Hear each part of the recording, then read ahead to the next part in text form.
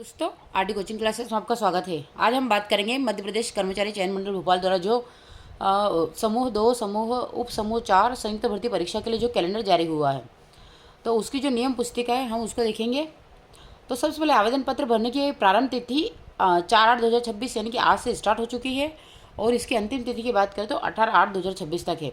उसके बाद आवेदन पत्र में संशोधन करने की जो प्रारंभ तिथि बताई गई है वो 4/8/26 से 23/8/26 तक रहेगी, यानी कि आज से ही आप संशोधन भी कर सकते हैं, लेकिन इसके लिए तारीख क्या दे रही है 23/8/2026।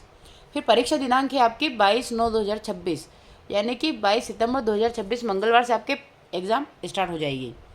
उसके बाद भर्ती परीक्षा जो होती है इसके पदों की बात करें तो अनारक्षित अभ्यर्थियों के लिए 500 रुपये का शुल्क रहेगा परीक्षा शुल्क, और जो केवल मध्य प्रदेश के मूल निवासी, अनुसूचित जाति, अनुसूचित जनजाति, अन्य पिछड़ा वर्ग, ईडब्ल्यूएस या दिव्यांग जन के जो अभ्यर्थी हैं उनके लिए 250 का शुल्क रहेगा। अगर साथ ही बात करें केवल सीधी भर्ती बैकलॉग हेतु बात करें तो इसके लिए कोई भी शुल्क नहीं रहेगा।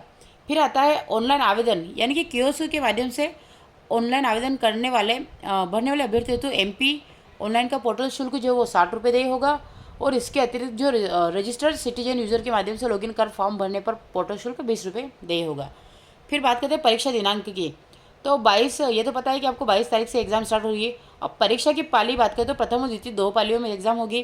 फर्स्ट पाली का जो टाइम रहेगा रिपोर्टिंग टाइम का वो 8 बजे से 9 बजे तक रहेगा, और उसके बाद आपकी आंतरिक जो भी कार्य होता है उनका वो सब करेंगे। उसके बाद फिर 9:50 पर आपको, यानी कि एग्ज़ाम से 10 मिनट पहले आपको महत्वपूर्ण दिशा निर्देश पढ़ के वो सुनाएंगे, और उसके बाद आपकी फिक्स 10 से 12 बजे तक आपकी एग्ज़ाम चलेगी, 2 घंटे की एग्ज़ाम रहेगी।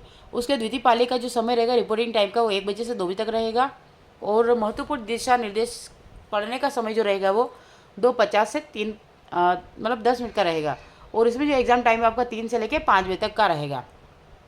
यहाँ तक क्लियर हो गया है। इसके बाद कुछ टिप्पणियाँ भी दे रखी है कि अभ्यर्थियों का आधार पंजीयन अनिवार्य होता है, यानी कि आपको आधार कार्ड पंजीयन होना ही चाहिए। दूसरा, बोर्ड द्वारा आयोजित परीक्षा में मूल फोटोयुक्त पहचान पत्र लाना अनिवार्य है। अब मूल फोटोयुक्त पहचान पत्र क्या हो सकता है, जैसे आपका मतदाता पहचान पत्र हो गया, पैन कार्ड हो गया, उसके बाद आपका आधार कार्ड हो गया, ड्राइविंग लाइसेंस हो गया, तथा पासपोर्ट में से कोई एक को आप चयनित कर सकते हैं। UIDA उदय के द्वारा सत्यापित वेरीफाई होने पर ही आपका जो भी आधार है ये आधार मान्य होगा। मूल फोटोयुक्त पहचान पत्र के अभाव में परीक्षार्थियों को परीक्षा में सम्मिलित होने से वंचित किया जाएगा। फिर आता है अभ्यर्थियों को नियम पुस्तिका में विनिश्चित मूल परिचय पत्र के अतिरिक्त अपना आधार कार्ड, आधार कार्ड की छाया प्रति, आधार नंबर, आधार वे ID की जानकारी लाना अनिवार्य है। परीक्षा में प्रवेश के समय परीक्षा के दौरान बहुस्तरीय बायोमेट्रिक सत्यापन अनिवार्य है। ठीक है, यानी कि आपको किसी एक उपयोगी दस्तावेज की फोटोकॉपी ले जाना अनिवार्य होगा। परीक्षा में प्रवेश के समय एवं परीक्षा के दौरान बहुस्तरीय बायोमेट्रिक सत्यापन अनिवार्य है। अब बायोमेट्रिक सत्यापन के समय आधार अनलॉक होना चाहिए। फिर आता है परीक्षार्थियों को परीक्षा में रिपोर्टिंग समय तक परीक्षा केंद्र में प्रवेश की अनुमति होगी, और उसके पश्चात विलंब से आने वाले अभ्यर्थियों को प्रवेश की पात्रता नहीं होगी। परीक्षा कक्ष में इलेक्ट्रॉनिक डिवाइस जैसे mobile phone, calculator, log tables, digital watch, sunglasses एवं नकल पर्चा आदि का उपयोग पूर्णतः वर्जित है। ऑनलाइन आवेदन पत्र क्रमांक के द्वारा ही ऑनलाइन परीक्षा हेतु अभ्यर्थी अपना प्रवेश पत्र प्राप्त कर सकते हैं। अतः आवेदन पत्र क्रमांक आवश्यक रूप से संभाल कर रखें, जिसकी समस्त जिम्मेदारी आवेदक की ही होगी। परीक्षा केंद्र पर आवेदक को काला बॉल पेन, पॉइंट पेन तथा परीक्षा हॉल में प्रवेश हेतु मंडल की वेबसाइट से डाउनलोड किए गए प्रवेश पत्र साथ लाना अनिवार्य है, यानी कि आप एक पेन ले जा सकते हैं। किसी भी परीक्षार्थी की परीक्षा प्रारंभ होने के पश्चात परीक्षा समाप्ति तक परीक्षा कक्ष छोड़ने की अनुमति नहीं होगी। फिर आता आवेदन पत्र भरते समय उम्मीदवारों के किसी भी प्रमाण पत्र का परीक्षण मंडल द्वारा नहीं किया जाकर नियुक्ति प्रक्रिया के दौरान संबंधित विभाग द्वारा किया जाता है। अतः कंप्यूटर आधारित ऑनलाइन परीक्षा में उम्मीदवारों की पात्रता एलिजिबिलिटी जो होती है पूर्णतः प्रावधिक होगी। उपरोक्त सभी पदों के लिए अभ्यर्थियों का मध्य प्रदेश राज्य के रोजगार कार्यालय में जीवित पंजीयन होना अनिवार्य होगा। फिर मध्य प्रदेश के विशेष आदिम जनजाति समूह जिसे बेगा, सहारिया, सहरिया एवं भागरिया जो भारिया अनुसूचित जनजाति के अभ्यर्थियों को अकार्यपालिक पदों के लिए अपने आवेदन पत्र समस्त आवश्यक प्रमाण पत्र संलग्न करते हुए हार्ड कॉपी में निर्धारित नियम पुस्तिका के प्रारूप 2 में आवेदन पत्र भरने की अंतिम तिथि तक ESB को न भेजते हुए सीधे संबंधित विभाग को में पृथक पृथक आवेदन प्रेषित करना होगा, और ESB को प्रेषित आवेदन पत्र अमान्य माना जाएगा। फिर इसके अलावा से ये भी है कि ये भी जनजातियों के बारे में कहा गया है इसके बाद आता है आपका मध्य प्रदेश कर्मचारी मंडल भोपाल द्वारा जारी, उसके लिए आपका उप समूह वर्ग भर्ती के लिए विशेष सूची दी गई है। तो सबसे पहले आपका आएगा, पहले में भू संसाधन प्रबंधन मध्य प्रदेश ग्वालियर के अंतर्गत पटवारी कार्यपालिका पदों हेतु शिक्षा निर्देश एवं रिक्त पदों का विवरण तथा आरक्षण तालिका। तो ये आपको पेज नंबर 3 से 8 पर मिलेगा। उसके बाद आता है समूह 2 समूह 4 संयुक्त भर्ती परीक्षा 2026 हेतु दिशा निर्देश। तो इसके लिए आपको 9 से 20 पेज पृष्ठ संख्या देखना है।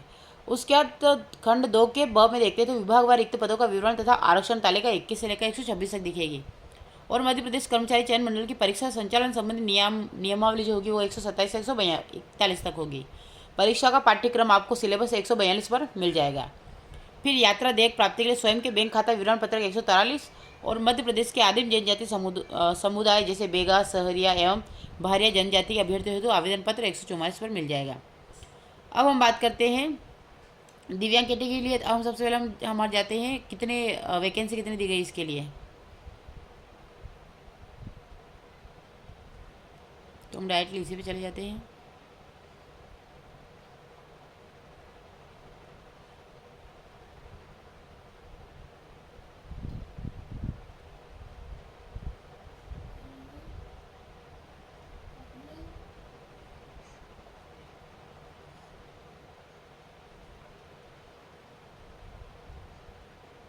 हाँ, अब यहाँ आपका भाग 2 में विभागवार रिक्त पदों का विवरण। तो सबसे हम देखते हैं कि पंचायत राज्य संचालनालय भोपाल, इसमें जो पद कोड है वो 097 है और भर्ती प्रकार क्या है तो सीधी भर्ती। इसमें पद क्या है तो खंड पंचायत अधिकारी। अनारक्षित के लिए 2 है, EWS के लिए 0 है, अजा और अजजा के लिए 1-1 पद है और OBC के लिए आपका 1 पद है। कुल टोटल पद 5 है, यानी कि ये कार्यपालिक है। उसके बाद आपके बात करते हैं जो कोड है उसका 098 संविदा भर्ती के लिए। तो डाटा एंट्री ऑपरेटर संविदा में इसके लिए अनारक्षित जो होगा 1 होगा और बाकी इसके लिए ST के लिए कुछ नहीं, SC के लिए और पिछड़ा वर्ग के लिए तो टोटल इसके लिए 3 पद है। उसके बाद बैकलॉग भर्ती के लिए डाटा एंट्री ऑपरेटर की बात करें तो सिर्फ आपको OBC के यहाँ पे अन्य पिछड़ा वर्ग के लिए जो होगा आपको दिखेगा 4 पद और अजय के लिए आपको 1 पद, तो टोटल 5 पद हो गए। यानी कि EWS और अनारक्षित वर्ग के लिए इसमें डाटा एंट्री ऑपरेटर के लिए पद नहीं है। फिर सीधी भर्ती में अनारक्षित वर्ग के लिए 125 पद है और EWS के लिए 45 पद है, ठीक है। और उसके बाद आता है अजजा और अन्य पिछड़ा वर्ग, तो इनके लिए आपका 123 से पद दिखेंगे। सीधी भर्ती के लिए पंचायत समन्वय अधिकारी के लिए आपको कार्यपालिक पद दिख रहे हैं 54। इस प्रकार से अन्य भी आपके दिए गए हैं। फिर आता है संचालनालय सामाजिक न्याय एवं दिव्यांगजन सशक्तिकरण मध्य प्रदेश भोपाल द्वारा। तो 102 जो इसका कोड है और इसके लिए अगर टोटल पद की बात करें तो 124 है। फिर आता है आर्थिक एवं सांख्यिकी संचालनालय मध्य प्रदेश, इसके लिए आपको अगर सीधी भर्ती यानी कि सहायक प्रोग्रामर की बात करें तो 2 पद है। पंचरूप रूम सुपरवाइजर की बात करें तो 1 है और अन्वेषक खंड स्तर की बात करें तो 82 पद आपको दिए गए हैं। फिर आता है यहाँ पे संचालन स्थानीय निधि सम परीक्षक मध्य प्रदेश प्रकोष्ठ भोपाल के लिए सीधी भर्ती बैकलॉग की बात करें तो सहायक सम परीक्षक जो होता है उसके लिए 24 पद दिए गए हैं और इधर सहायक सम परीक्षक के लिए 20 पद दिए गए हैं सीधी भर्ती में।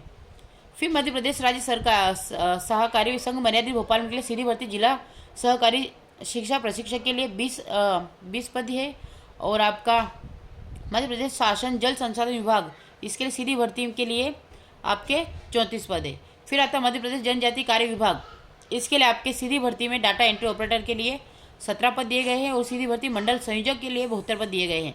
फिर आता है हथकरघा या हस्तशिल्प संचालनालय मध्य प्रदेश भोपाल के लिए सीधी भर्ती के लिए तो सहायक ग्रामोद्योग विस्तार अधिकारी या हथकरघा के लिए तो इसके लिए 12 पद स्वीकृत है और इधर सीधी भर्ती की बात करें कनिष्ठ सहायक ग्रामोद्योग विस्तार अधिकारी हथकरघा तो इसके लिए 8 पद है।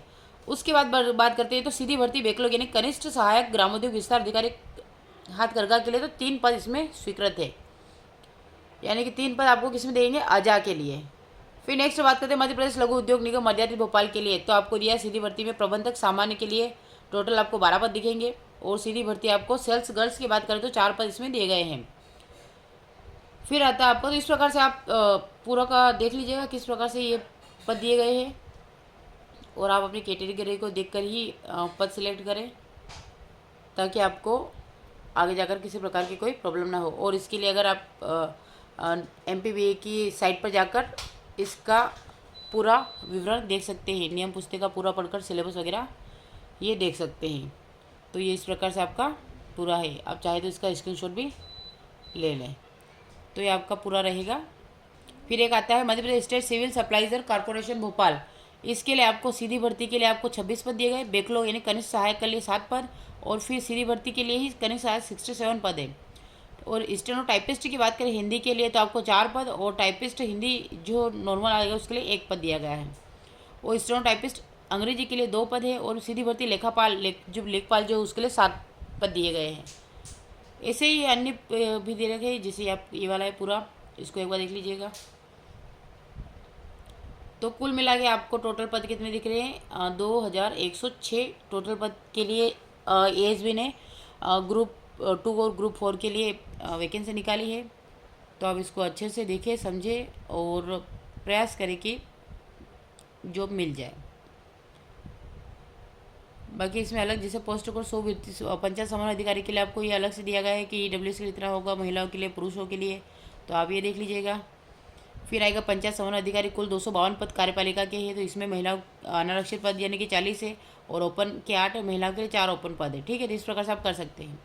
यहाँ पे पूरी ईडब्ल्यूएस के लिए बात करें तो ओपन जो है नील के लिए 26 और 14, और भूतपूर्व सैनिक के लिए 3 और 2 है, और संविदा कर्मी के लिए कुछ नहीं है। फिर सीधी भर्ती पंचायत समन्वय अधिकारी की है तो 59 पद है कार्यपालिका के लिए। तो यहाँ पे आपको अन्य पिछड़ा वर्ग की बात करें तो ओपन जो है वो 34 है, और महिला के लिए 19 है, और भूतपूर्व सैनिक के लिए 4 और 2। लेकिन अगर संविदा कर्मी है तो बात करें तो यहाँ पे पद नहीं दिया गया है। अनारक्षित या काल्पनिक की बात करें तो यहाँ पे भी 34 और 19 का ही आंकड़ा दिया गया है। फिर बैकलॉग भर्ती की बात करें तो 101 कोड जो है पोस्ट कोड बैकलॉग पंचायत समन्वय अधिकारी के लिए 54 पद। तो यहाँ से भी अन्य पिछड़ा वर्ग की ओपन के लिए 30 और महिला के लिए 19 पद है। ओपन 3 पद, महिला के लिए 2 पद, और बाकी 54। तो ये सारे आपको पद बता रखे हैं यहाँ पे। एक के बाद जैसे कंप्यूटर ऑपरेटर सहायक वर्ग 3 संविदा कुल 124 पद है अकार्यपालिका के लिए, अकार्यपालक के लिए। तो यहाँ पे देख लीजिए अनारक्षित वर्ग के लिए ओपन 17 है, और महिला के लिए 11 है। उसके तो यानी कि टोटल पद कितने दे रखे आपको ओपन करके 31 है। उसका ईडब्ल्यूएस के लिए बात करें तो ओपन में आपको 8 पद देखने को मिलेंगे, 4 महिलाओं के लिए। फिर अनुसूचित जाति की बात करते हैं तो यहाँ पे आपको 13 और 6 पद देखने को मिलेंगे। तो इस प्रकार से आप एक आंकड़ा आपके पास मोटा मोटे तौर से एक आंकड़ा आ जाएगा, जिससे कंप्यूटर सहायक सहायक वर्ग 3 संविदा यहाँ पे अकार्यपालक के लिए 108 पद स्वीकृत किए गए हैं। तो ये भी देख लीजिएगा। फिर आता है ये आपका पूरा ब्यौरा। अभी आता है आपका सीधी भर्ती सहायक प्रोग्राम, और कुल पद दे रखे आपको 2, और इसके लिए आपको ईडब्ल्यूएस का ओपन 1 पद है, और दूसरा ओबीसी के लिए 1 पद दिया गया है। फिर आता है सीधी भर्ती पंच रूम सुपरवाइजर के लिए। यहाँ पे भी आपको ओपन में 1 पद दिया गया है, सिर्फ 1 पद ही है इसके लिए, वो भी अनारक्षित वर्ग के लिए। फिर बाकी सब आ जाता है। तो अनारक्षित के लिए यहाँ पे एक ही नहीं है, बस डब्ल्यूएस के लिए 14 पद दिए गए हैं, और महिला और पूर्व सैनिकों को मिलाकर टोटल 26 पद दिए गए हैं। तो ये आप देख लीजिएगा, इसका स्क्रीनशॉट ले लीजिएगा। फिर आता है अन्वेक्षक खंड स्तर, तो ये इसके लिए भी आप ये पूरा एक आंकड़ा देख लीजिएगा, और यहाँ पे इसको जरूर पड़ेगी, दिव्यांगों के लिए स्पेशल छूट है। फिर नेक्स्ट आता है अन्वेषक सह, तो इसके लिए 14 पद दिए गए हैं। तो हमने सारे पद की 1 बाय 1 जानकारी भी निकाल रही है। जैसे भोपाल सतपुड़ा भवन द्वितीय खंड के लिए यहाँ पे देखो, यहाँ से आपका बैकलॉग सहायक सम परीक्षक के लिए, और उसको पूरा देखने के लिए आधिकारिक वेबसाइट पे आप सर्च कर लें। तो ये सारे आपको पद दिए गए हैं। हम बात कर लेते हैं, थोड़ा सा सिलेबस पर आ जाते हैं। हमारा आ जाता है सिलेबस। अब सिलेबस में क्या क्या पूछेंगे वो देख लेते हैं एक बार। तो जो इसका पाठ्यक्रम रहेगा उसमें देखने को मिलेगा आपको 2। सबसे पहले सामान्य विज्ञान, सामान्य हिंदी, सामान्य अंग्रेजी एवं सामान्य गणित। इसके 100 अंक रहेंगे। और सामान्य ज्ञान और प्रश्न पत्र की कुल संख्या कितनी है? प्रश्न पत्र की कुल संख्या 1 रहेगी। और सामान्य ज्ञान एवं अभिरुचि, सामान्य कंप्यूटर ज्ञान, सामान्य तार्किक योग्यता, सामान्य प्रबंधन 100 क्वेश्चन। यानी कि पेपर एक ही रहेगा, लेकिन उसमें खंड डिवाइड करके रखे हैं कि अ और ब रहेगा। तो ये आपका पूरा नियम पुस्तिका मैंने पढ़ के बता दिए। Thank you for watching.